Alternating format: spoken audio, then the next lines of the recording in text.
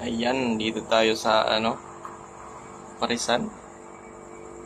Kaso wala pang ilaw kaya yan. Tsaga-tsaga lang. Wala pang ilaw. Okay lang. Kaya.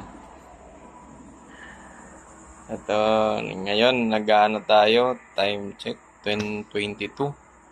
So yung pinapakulo natin ay 22 minutes na. Alas 10 na tayo nakapagsalang. Okay lang. So alas 10, alas 11, alas 12, alauna.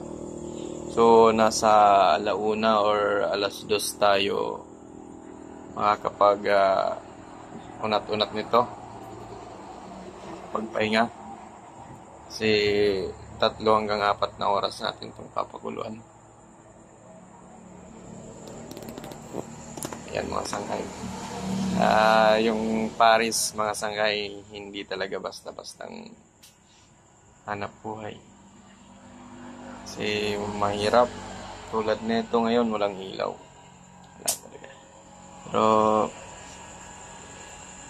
tsaga-tsaga lang. Siguro, mag-ano na muna tayo ng solar. I-check natin baka masunog yung dingding. Mawalan pa tayo ng pwesto. So, yan ngayon mga sangkay, unang araw ng natin. So, pangalawang naman, para bukas, pangalawang luto ng ng Paris. So, maraming salamat sa mga tumulong sa akin pang matupad yung gusto kong negosyo. Yan. Gusto niya talaga mga sangkay. Kurso nyo kahit anong mangyari. Tulad ngayon. Gusto ko tong negosyo kaya yan, subukan natin. Kung paano ba talaga to gagana. Kasi kailangan natin sabayan ng sipag at tiyaga.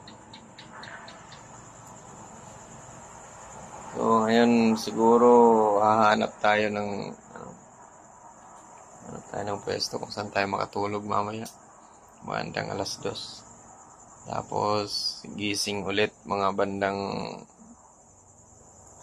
4:30 para makapagsaing.